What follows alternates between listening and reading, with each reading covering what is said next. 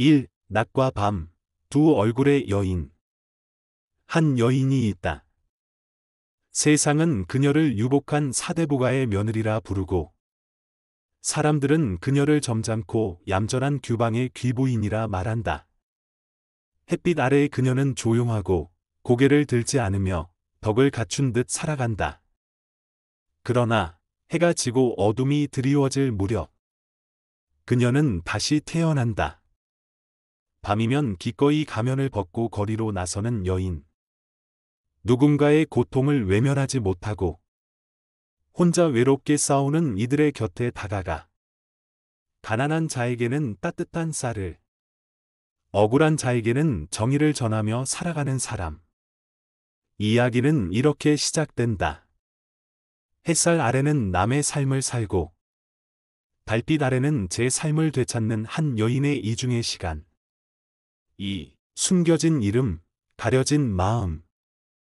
그녀의 이름은 조여와. 일찍이 부모를 잃고 사대부가로 시집와 형식적인 혼인을 하고 살아가던 중, 남편은 오래전에 전쟁터로 나가 돌아오지 않았다. 과부로서 종가댁을 지키는 삶.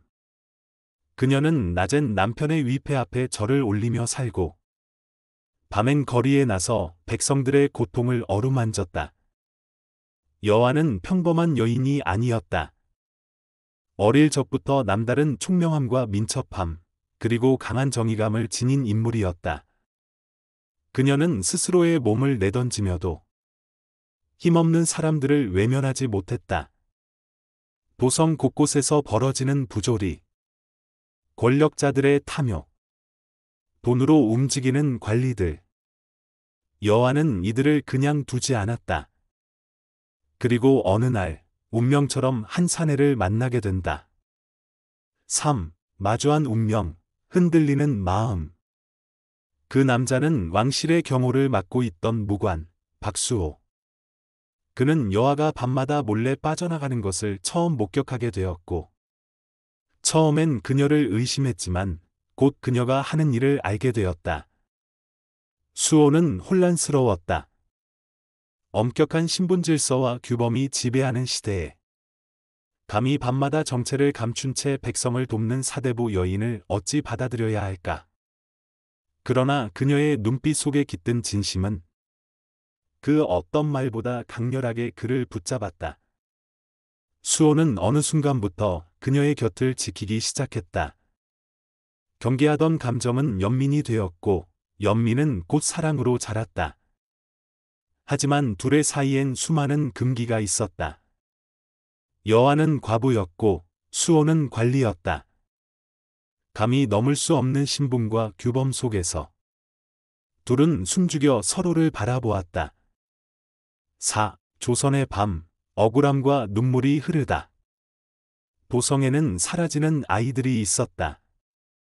정체불명의 세력들이 움직이고 있었고, 그 배후에는 권세가 높은 인물들이 얽혀 있었다.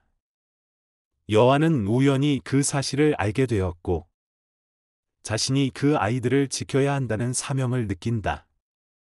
수호 역시 그녀를 돕기로 결심하고, 두 사람은 함께 움직이기 시작한다.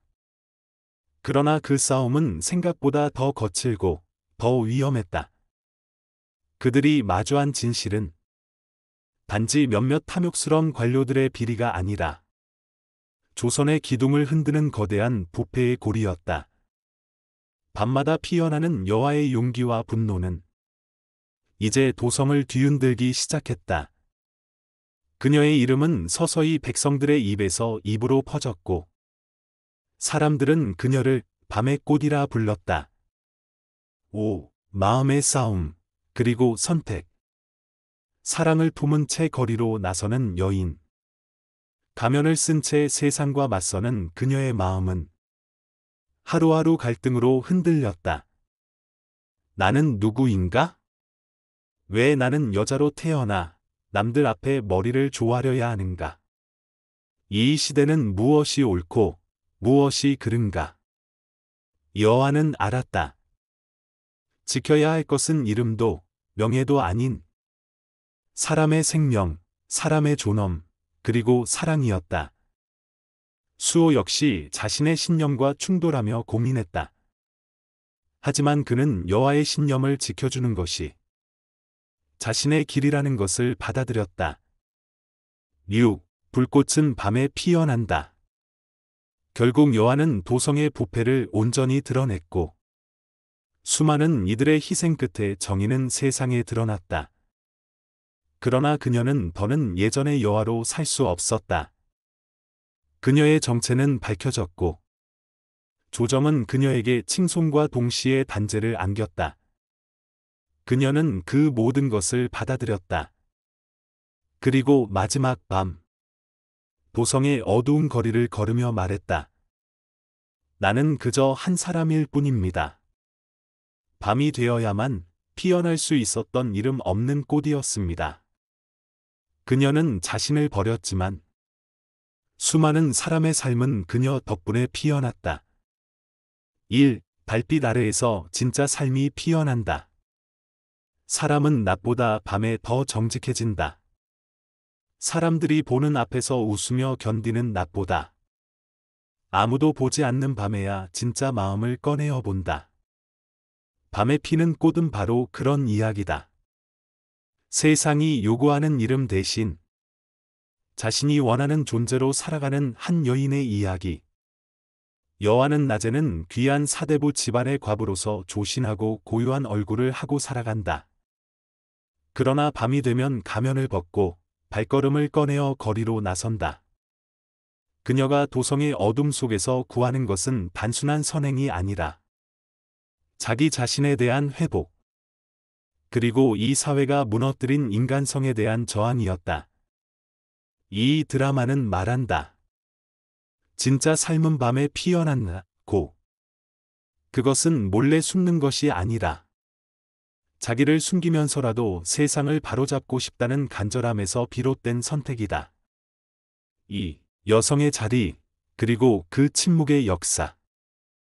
여호와는 여성이었다. 그러나 그녀는 아내가 아니었고 어머니도 아니었다. 그녀는 일찍이 남편을 잃고 자식도 없었다. 그렇기에 그녀는 가문의 상징물로 존재했다. 의무는 있었지만 권리는 없었다. 밤에 피는 꽃이 던지는 질문은 이것이다. 여성은 언제쯤 자기 인생을 살 수 있는가? 누군가의 이름으로 불리기 전에 한 사람으로 존중받을 수 있는 때는 과연 언제인가?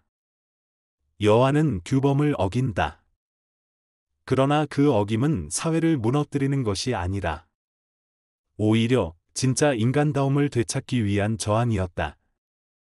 그녀는 자신을 위해 산 것이 아니라 자신을 잃지 않기 위해 싸운 것이다. 이것은 많은 중장년 여성 시청자들의 가슴을 울린다. 누군가의 딸로, 아내로, 엄마로 살아오며 한 번도 나는 누구인가를 묻지 못했던 그 오랜 시간. 이 드라마는 그 침묵 속에 묻힌 자아를 조용히 불러낸다. 3. 사랑은 늘 금기를 넘는 자리에서 시작된다. 박수호는 여호와를 처음엔 의심했다.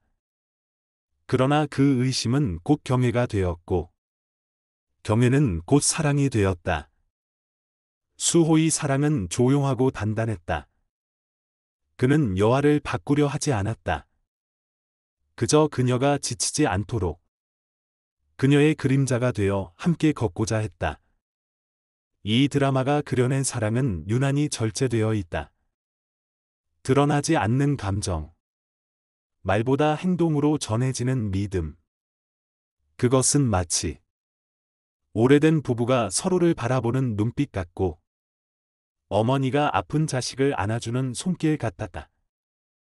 여호와는 수호를 사랑하지만 그 사랑을 선택하지 않는다.